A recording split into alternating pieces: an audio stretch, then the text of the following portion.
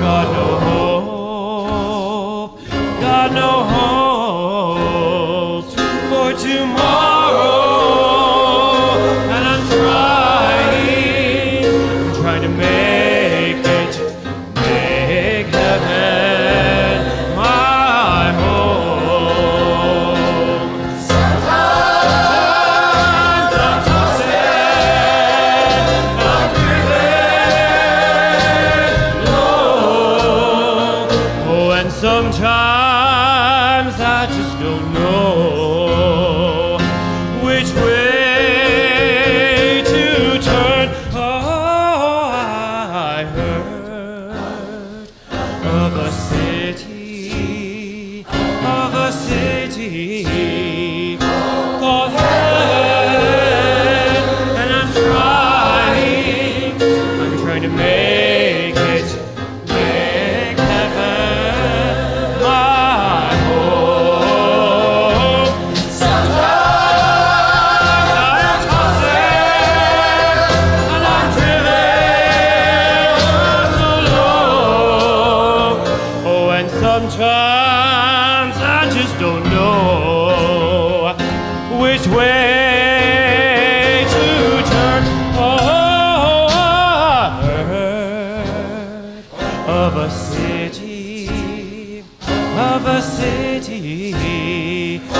called heaven, and I'm trying to make it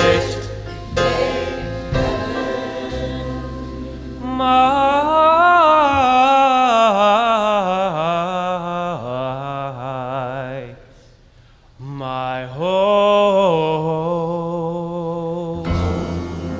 Ooh.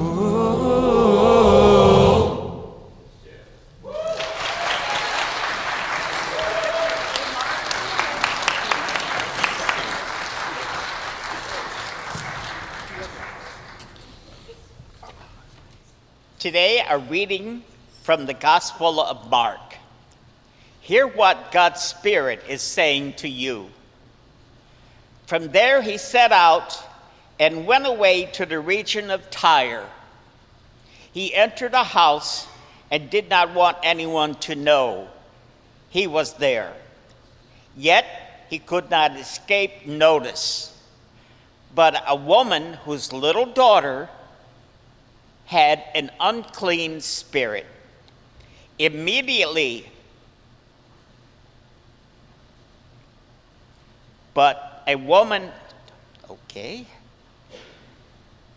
heard about him, and she came and bowed down at his feet. Now the woman was a Gentile, a Syrophoenician origin. She begged him to cast the demon out of her daughter. He said to her, "Let the children be fed first, for it is not fair to take the children's food and throw it to the dogs." But she answered him, "Sir, even the dogs under the table eat the children's crumbs." Then he said to her, "For saying that, you may go. The demon has left your daughter." So she went home and found the child playing on the bed, and the demon was gone. Here ends the reading of words that gives us insight on God. May God grant us wisdom and courage for interpretation. So how many of you would consider yourselves to be rational people? Rational people, people who try to step back and try to make decisions rationally, try to look at things objectively. I've heard that people can be irrational at times. Never me, though. I'm never irrational. Just kidding. We're all irrational sometimes, right? No matter how hard we try to be rational, and even though we know that it would be better if we could really sit and think things through, sometimes it is hard.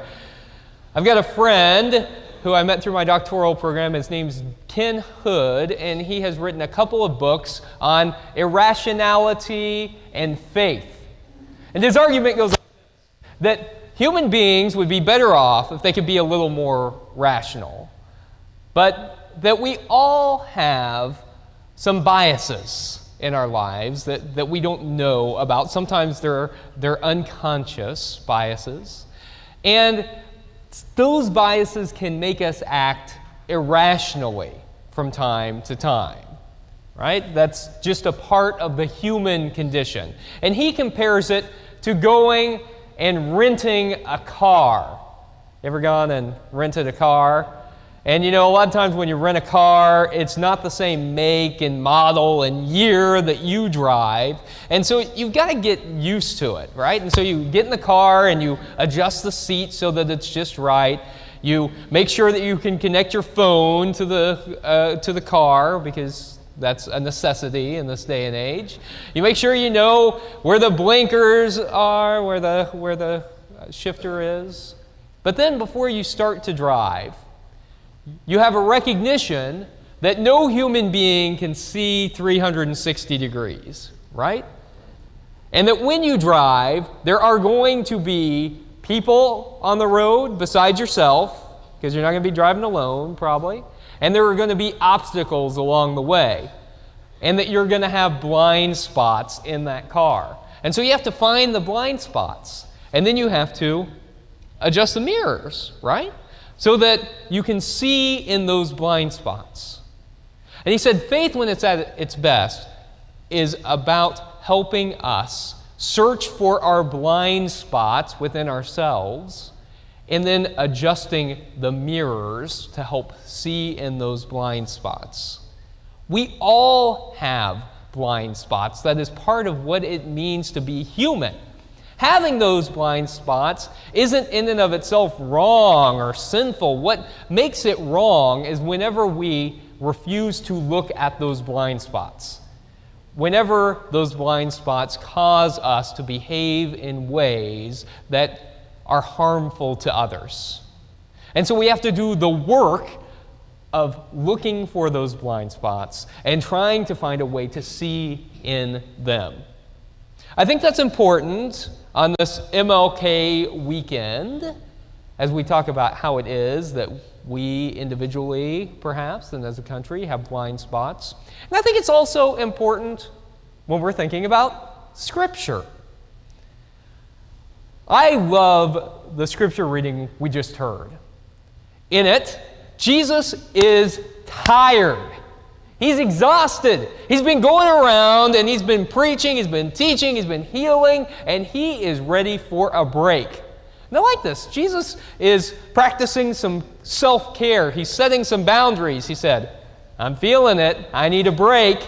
And so he goes to this house, and the Scripture tells us that he wants to be left alone. He's had it with these people, and he's ready. He needs to recharge.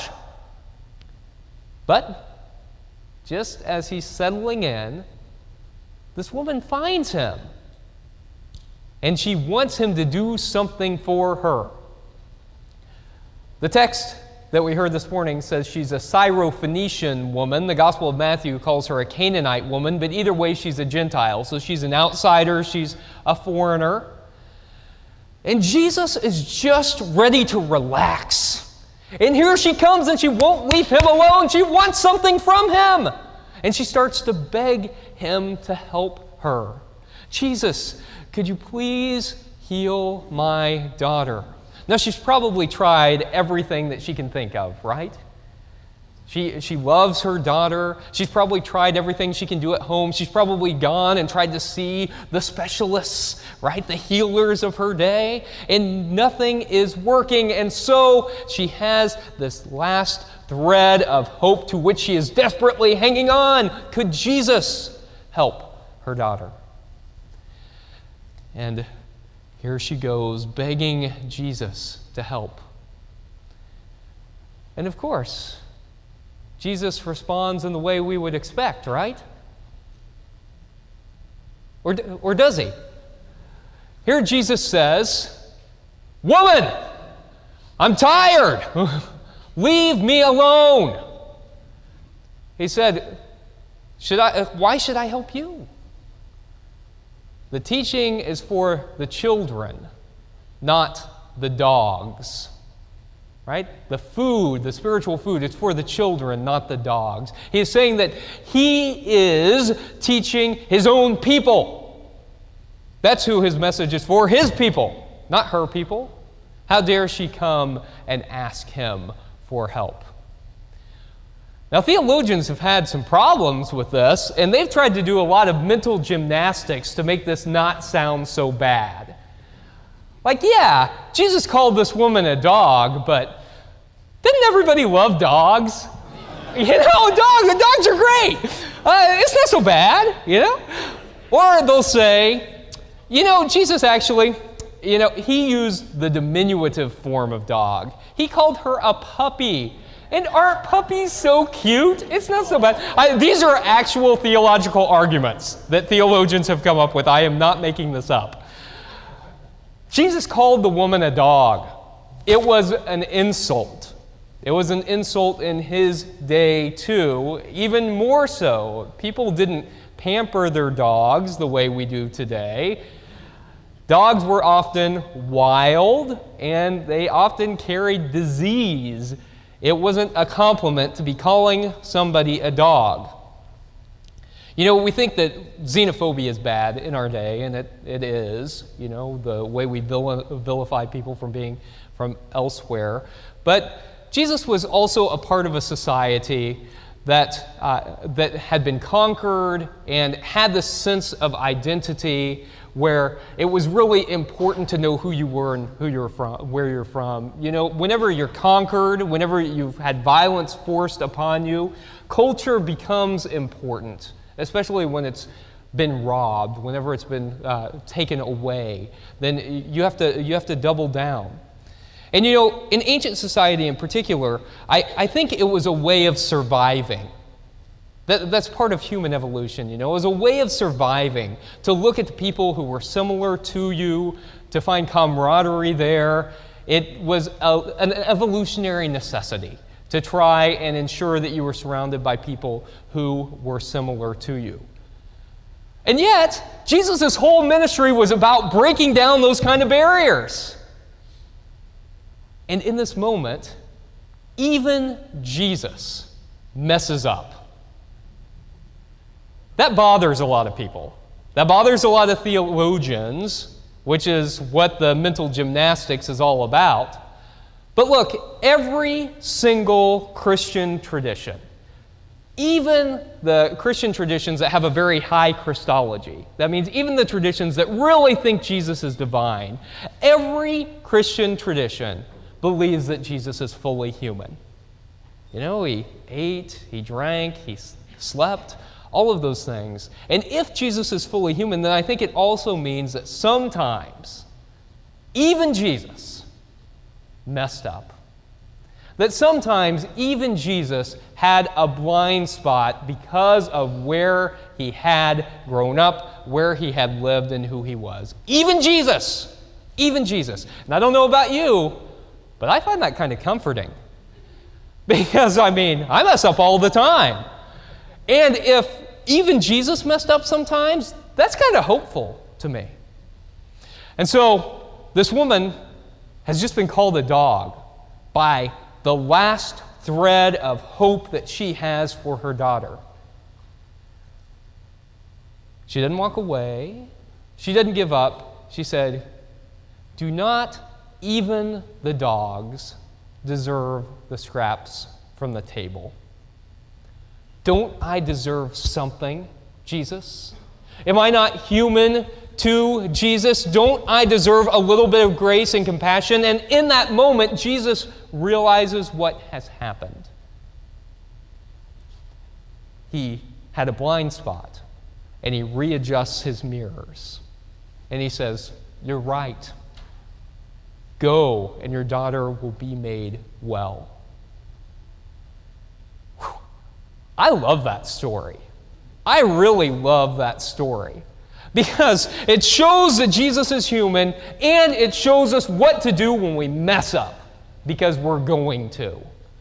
It shows us that when we have a blind spot and it is brought to our attention, instead of just pretending like it isn't there, we adjust our mirrors and we try to compensate. We try to see in that place where we couldn't see before. I really love weird scripture. I love it. My favorite scriptures are not the same as most other people's favorite scriptures, and I like them because I think that the human condition is odd. It's weird. And those weird scriptures give us unique insight into who we are as human beings and who God calls us to be. This weekend is MLK weekend. And a lot of, I think, white America in particular, likes to use this weekend for self-congratulations.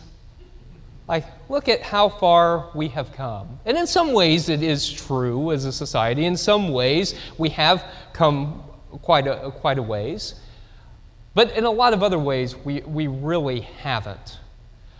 I think a lot of white America likes to use MLK Day to talk about how America has overcome racism. Which isn't true, right? I mean, we've seen that, and I think we're increasingly aware of that, especially in white America. I think we're especially aware of that after the Trump presidency and after we saw all of this racism come out from under the rug, where it had not disappeared but had just been swept under. We saw a rise in hate groups. We saw a rise in people being vocally racist in society. But I think that still, there is a narrative where we don't really understand what Martin Luther King Jr.'s life was really about. His ministry didn't stop with the March on Washington, with the I Have a Dream speech, and with the passage of the Civil Rights Act. I think that as Martin Luther King Jr. continued on throughout the course of the 60s, he stopped talking about race as a separate issue, but began to realize that race was tied into everything. So I learned a new term last weekend from Larry Morris, our Timothy of our congregation, as we were talking at our progressivechristianity.org board meeting about how we were going to approach topics in 2024, and he said, we should approach all of these topics through a racialized lens. That we should be looking at topics not with racism separate from that, but we should think about race as a lens through which we see all of these topics. And I think that actually what Martin Luther King Jr. was doing in the last 4 or 5 years of his life was looking at society through a racialized lens. He recognized that racism was tied into the healthcare system, that racism was tied into the economy, that racism was tied into the war machine, that racism was tied into all of these different aspects. And so he started talking about that, and whoo, did people get uncomfortable? Because he started to talk about a guaranteed annual wage for people. He started to talk about universal health care. He started to talk about stopping the U.S. war machine and the ways that we were acting racist, not just in the United States, but in our foreign policy. And he recognized that if we were really going to be Jesus followers, we couldn't just make it legal for black people and other people of color to have access to basic things in society, but we needed to actually reframe the way we were doing things as a society in general, because they were all a part of this larger systemic racist system. And I think a more authentic way to honor Dr. King, rather than just quoting from the I Have a Dream speech, is to follow in that legacy of looking at society through that racialized lens to say, how are our systems continuing to perpetuate this racist ideology that puts people of color at a disadvantage. And I think that whenever we ask those questions and we strive to make the changes in our society that we desperately need to make, then we are living into the legacy of Dr. King. I find his life so inspiring because he was a dynamic person. He was a person who changed. He allowed his experience to change. As I mentioned at communion, he became a pacifist and an advocate for nonviolent resistance through his own experience. And it's not where he started out. It was through his encounters of seeing the compassion of Jesus that he was able to put that practice into place to try and change the system. You know, we all have blind spots. It's part of being human. But I think a part of being a Jesus follower is a constant call to readjust our mirrors.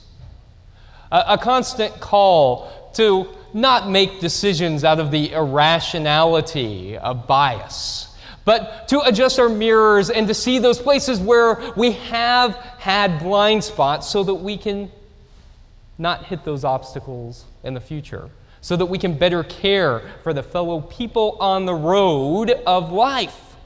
And so, friends, I think that that is something that I am inspired to do this MLK Day, to create what Martin Luther King Jr. called the beloved community, a place where everyone is treated with the dignity and respect that they deserve. And to me, that sounds a lot like what Jesus called us to do too, to create a just world where we are working on not only to address our own biases, but the biases that are in the system so that they can be eliminated and we can live in a more just world. Friends, may we be called this MLK Day to create a world just like that. May it be so, and thanks be to God.